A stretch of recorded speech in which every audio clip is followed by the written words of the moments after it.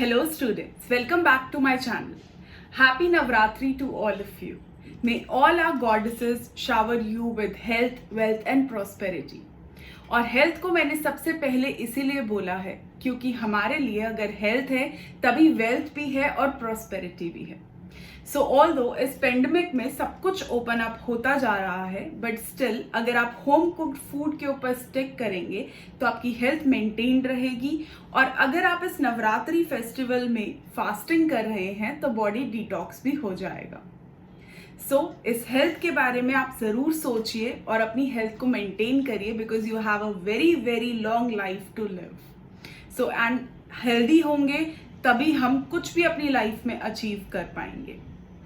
चलिए आते हैं वापस अपने वीडियो के टॉपिक पर.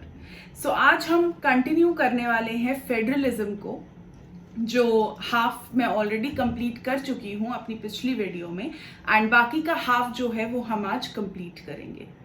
पिछली वीडियो में हमने बात की थी कि फेडरलिज्म होता क्या है, उसके फीचर्स क्या हैं और उसकी इम्पोर्टेंस क्या है, क्यों ज़रूरी है फेडरल कंट्री को एस्टैब्लिश करना, और महात्मा गांधी ने ऐसा क्या कहा था जिसकी वजह से इंडिया जो है वो फेडरलिज्म के पाथ पर चला. इन सब चीज़ों को डिस्कस करते हुए हम यहाँ तक पहुँचे थे, जहाँ पर अब हम बात करेंगे कि कौन कौन से ऐसे पाथ्स हैं जो फॉलो किए जाते हैं एक कंट्री के द्वारा खुद को फेडरल बनाने के लिए.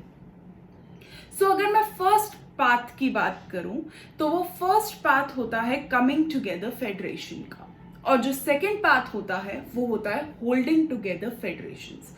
इसको कभी कभी टाइप्स ऑफ फेडरलिज्म भी कहा जाता है. अगर क्वेश्चन आता है टाइप्स ऑफ फेडरलिज्म पे या पाथ्स ऑफ फेडरलिज्म पे, it is one and the same thing, क्योंकि फेडरलिज्म को हम इन दो तरीकों से जो है वो प्रोपोगेट करते हैं या प्रैक्टिस करते हैं. पहला जो है वो है कमिंग टुगेदर फेडरेशन. इस टाइप का फेडरलिज्म हमें यूएस जैसी कंट्री में देखने को मिलता है, जहां पर अलग अलग स्टेट्स जो हैं वो साथ में मिल करके एक यूनाइटेड स्टेट्स बनाते हैं.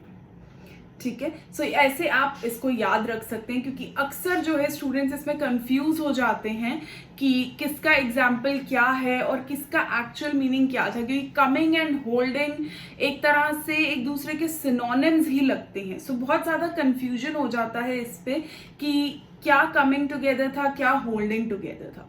इस चीज का ध्यान रख करके आप यूएस का एग्जाम्पल लेके इसे समझ सकते हैं कि कई सारे स्टेट्स जो हैं वो एक साथ आकर के यूनाइटेड स्टेट्स बनाते हैं. United means coming together. Now we talk about holding together. अब जैसे इंडिया का एग्जाम्पल हम लेते हैं, हम देख रहे हैं कि यहाँ पर अलग अलग स्टेट्स हैं जिनके अपने चीफ मिनिस्टर्स हैं, गवर्नर्स हैं, उनकी अपनी लैंग्वेज पॉलिसीज हैं, लेकिन still they have been held together by the centre. Centre ने उन सबको एक साथ बाइंड करके रखा हुआ है. बट ऐसा नहीं है कि सेंटर के सारे डिक्टेट्स जो हैं वो स्टेट्स पर चलते हैं. स्टेट गवर्नमेंट्स के हाथ में भी बहुत सारी चीजें होती हैं जिनमें वो डिसीजंस लेते हैं. It is holding together. हमने जो है होल्ड कर रखा है अलग अलग स्टेट्स को unitedly. That is the example of India. Coming together includes coming of various states together to become a federation, and holding together, for example India, अलग अलग स्टेट्स को होल्ड आउट करना ताकि फेडरलिज्म जो है वो मेंटेन रह सके. These are the types of federalism. Now next is the types of lists. अब कैसे पता लगाएंगे कि एक कंट्री फेडरल कंट्री है? अगर कोई भी कंट्री फेडरल कंट्री है तो वहां पर आपको एग्जिस्टेंस दिखेगी डिफरेंट टाइप्स ऑफ लिस्ट की. लिस्ट होनी क्यों जरूरी है? लिस्ट जो है उसका कॉन्स्टिट्यूशनल स्टेटस जो है वो डिसाइड करती है फेडरलिज्म का.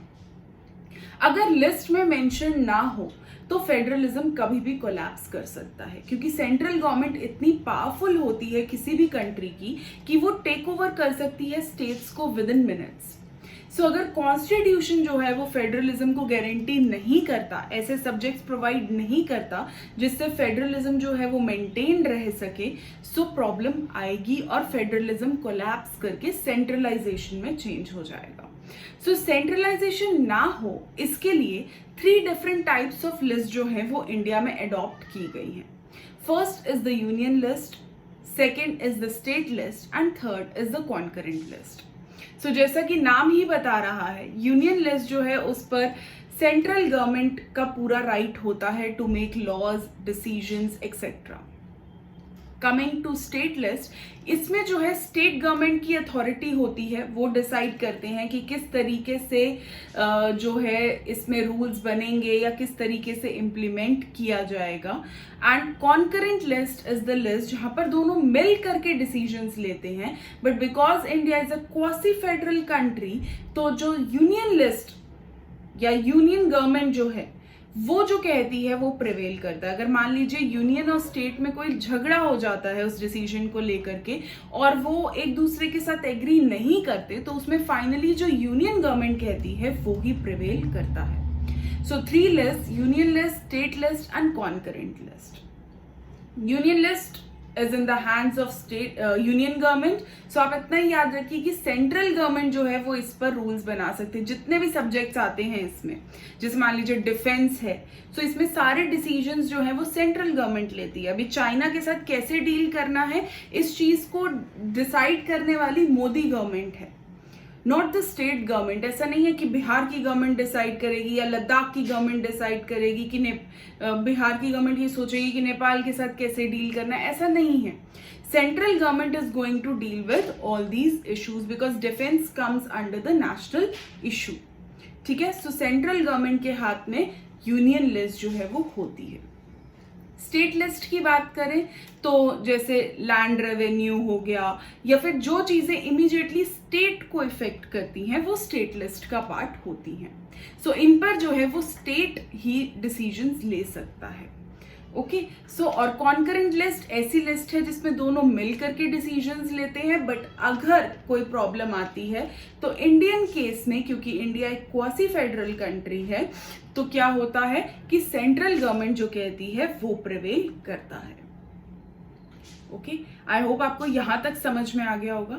सो इंडिया में अब डिसेंट्रलाइजेशन कब से आया? अगर हम गांधीयन एरा देखें तो 1915 में गांधी जी जो हैं वो साउथ अफ्रीका से इंडिया आए थे, बट 1915 में ही हमने डिसेंट्रलाइजेशन नहीं अडॉप्ट कर लिया था। इवन 1947 में जब हम फ्री हुए तब भी हमने डिसेंट्रलाइजेशन जो है वो अडॉप्ट नहीं किया था।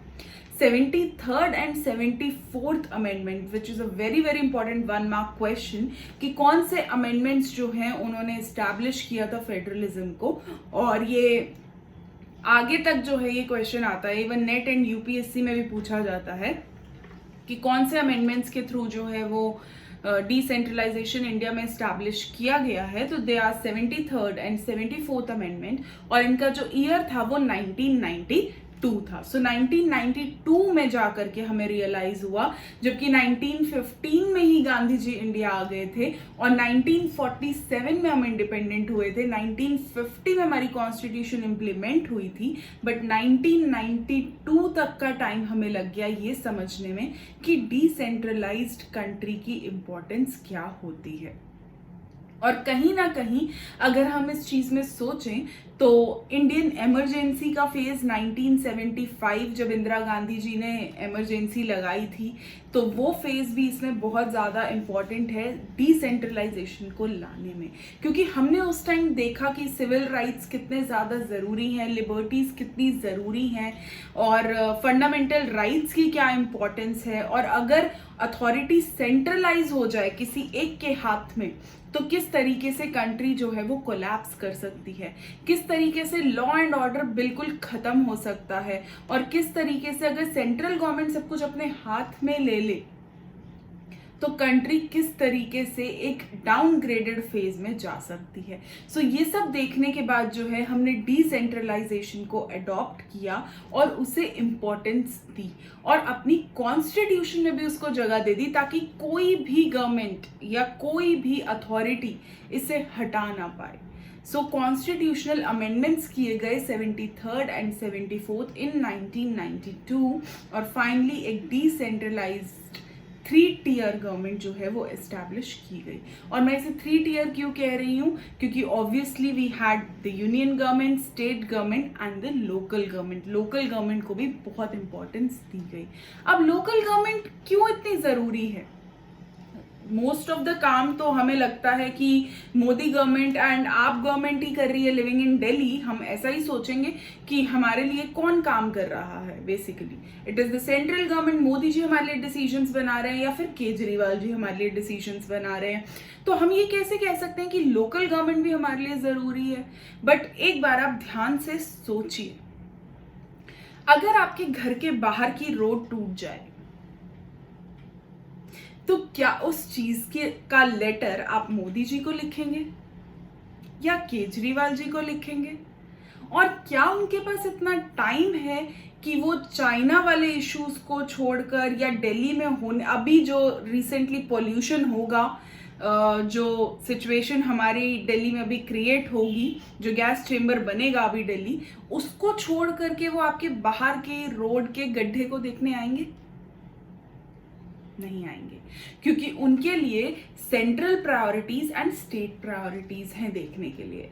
सो हमारी जो इमीडिएट प्रॉब्लम्स हैं उनको कौन अंडरस्टैंड करेगा और कौन उनके सॉल्यूशंस देगा, उसके लिए लोकल गवर्नमेंट जो है वो बहुत ज्यादा जरूरी थी, ताकि ग्रास रूट डेमोक्रेसी जो है वो एस्टैब्लिश की जा सके। हम डेमोक्रेसी की तो बात करते हैं कि डेमोक्रेसी बहुत जरूरी है, एक डेमोक्रेटिक कंट्री होनी चाहिए, बट हम ये नहीं समझते कि ग्रास रूट डेमोक्रेसी के ऊपर कुछ भी नहीं है। ग्रास रूट मतलब लोकल लेवल डेमोक्रेसी। इवन एक हर कोई इंडिविजुअल जो इस डेमोक्रेटिक कंट्री का पार्ट है, उसको ऐसा लगना चाहिए कि मैं इस डेमोक्रेटिक कंट्री का पार्ट हूं, मेरी आवाज सुनी जाती है। और वो कौन सुनता है? हमारे एमएलएज। सो एमएलएज कौन है? लोकल गवर्नमेंट का पार्ट है। सो ऐसा नहीं है कि लोकल गवर्नमेंट पंचायत, हम अक्सर लोकल गवर्नमेंट का जब मैं टर्म यूज करती हूँ तो मेरे स्टूडेंट्स उसे पंचायत से रिलेट करते हैं, बट पंचायत तो रूरल एरियाज में हम देखते हैं एज लोकल गवर्नमेंट। तो स्टेट्स या फिर अर्बन एरियाज में जो है कौन हमें देखने को मिलता है as local government? It is the municipality. ठीक है, जैसे दिल्ली में Delhi municipal corporation, right. So अगर हम जो म्यूनिसिपल कॉरपोरेशन बार बार बोलते रहते हैं, तो वो जो म्यूनिसिपैलिटी है वो अर्बन एरिया की लोकल गवर्नमेंट है। सो रोड्स जो हैं, सैनिटाइजेशन जो है, ये सब चीजें किसके हाथ में आती हैं? लोकल गवर्नमेंट के हाथ में आती हैं, क्योंकि ये इमीडिएट इश्यूज हैं जो उस एरिया को बिलोंग करते हैं, जिनसे डील भी सिर्फ और सिर्फ लोकल लीडर्स ही कर सकते हैं, स्टेट या सेंट्रल गवर्नमेंट नहीं कर सकती। ओके, और रूरल एरियाज की बात करूं तो आप पंचायती सिस्टम को बहुत अच्छे से ही जानते हैं कि पंचायती राज, जिला परिषद, ये सब चीजें आप बचपन से ही पढ़ते हुए आ रहे हैं कि क्या टियर्स होते हैं in the Panchayati Raj system क्या होता है। बेसिकली वो सब आप बचपन से ही पढ़ते हुए आ रहे हैं कि जिला परिषद किसे कहते हैं, देन पंचायत सिस्टम पूरा वर्क कैसे करता है। हम सभी जानते हैं कि पंचायत जो है वो 5 पंच पर चलती है। सो पंच इसीलिए उनको कहा जाता है क्योंकि वो डिसीजन मेकर्स होते हैं। रूरल एरियाज में डिसीजन लेने के लिए हमारी सेंट्रल गवर्नमेंट नहीं जाएगी, हमारी स्टेट गवर्नमेंट नहीं जाएगी। कौन डिसीजन लेगा? जो वहां के पंच होंगे, जो बेसिकली वहां के हर इशू से अवेयर होंगे, जिनको पता होगा कि इस लोकेलिटी की प्रॉब्लम्स क्या हैं और उनका सॉल्यूशन क्या निकाला जा सकता है। सो ये पंचायती राज सिस्टम जो है वो बहुत ज्यादा इंपॉर्टेंट है, या फिर म्यूनिसिपैलिटी का जो सिस्टम है जो अर्बन एरियाज में हमें देखने को मिलता है एज ए लोकल गवर्नमेंट, वो बहुत ज्यादा इंपॉर्टेंट है और उसे फॉरगो नहीं किया जा सकता। लोकल गवर्नमेंट को हम हटा नहीं सकते, क्योंकि अगेन मैं गांधी जी के टर्म्स को यूज करना चाहूंगी कि गांधी जी कहते थे कि जब तक हमारी विलेजेस सशक्त नहीं होंगी, इंडिपेंडेंट नहीं होंगी, तब तक कंट्री डेवलप नहीं कर सकती, प्रोग्रेस नहीं कर सकती।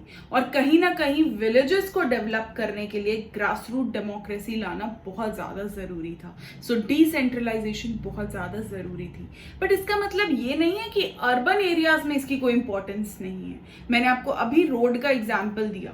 सो अर्बन एरियाज में भी जो है इस चीज की बहुत ज्यादा इंपॉर्टेंस है। मान लीजिए अगर सैनिटाइजेशन का ध्यान ना रखा जाए, अगर वेस्ट का प्रॉपर डिस्पोजल ना किया जाए, अगर आप सुबह उठे और आपके घर के बाहर स्वीपिंग ना हुई हो, सामने पूरा कूड़ा ही कूड़ा पड़ा हो, so how can you think that you will live a good hygienic life? Health तो फिर सफर कर गई हमारी, राइट। सो हमारी हेल्थ को मेंटेन करने में भी हमारी लोकल गवर्नमेंट का बहुत इंपॉर्टेंट रोल है। सो इसलिए डिसेंट्रलाइजेशन जो है वो बहुत ज़्यादा इम्पॉर्टेंट थी, बट आज भी है और हमेशा रहेगी। एक लीडर हैं लेकिन जिन्होंने हमेशा से डिसेंट्रलाइजेशन को एक्सेप्ट नहीं किया है एज एन इम्पॉर्टेंट नॉर्म। ये भी मैं आपको बता देती हूँ as a general knowledge question कि जहां पर गांधी जी पूरे तरीके से सपोर्ट करते थे डिसेंट्रलाइजेशन को, there was Ambedkar who never supported decentralisation. He was totally against this decentralisation policy of the government or the constitution. He never wanted decentralization to come up in the country. ठीक है। सो यहाँ पर हमने देखा कौन से लीडर्स उसे सपोर्ट भी करते थे और कौन जो है वो उसके अगेंस्ट भी था। ये एक बहुत ही important UPSC and UGC NET का भी क्वेश्चन बनता है कि कौन डिसेंट्रलाइजेशन को सपोर्ट नहीं करता, और इस बार भी यूजीसी नेट पॉलिटिकल साइंस में ये क्वेश्चन पूछा गया था। सो मैंने सोचा इसे कवर कर दूं बिकॉज बहुत सारे लोग इस एनसीईआरटी सीरीज को देख रहे हैं जो यूजीसी नेट एंड यूपीएससी का एग्जाम भी दे रहे हैं। सो आई होप कि फेडरलिज्म आपको क्लियर हो गया होगा। यही पूरा चैप्टर था आपका। In the best simplest way I try to explain it. If you have any queries feel free to leave in the comment section. Join me on Instagram as well. मेरे page को आप follow कीजिए और वहां पर आप continuously अपने questions पूछ सकते हैं। All the time students are there asking their different questions and उनको बहुत जल्दी अपना आंसर भी मिल जाता है। सो आई होप आप भी उन्हीं में से एक होंगे। To follow the page and if you like the video please like share and subscribe. Like करने में कंजूसी बिल्कुल भी ना करें ताकि मैं मोटिवेटेड रहूं और मैं आगे भी ऐसी वीडियोस बनाती रहूं। Feel free to share your comments. Please like, share and subscribe my video. I'll see you tomorrow or day after tomorrow. Till then, take care. God bless. Happy Navratri to all of you again.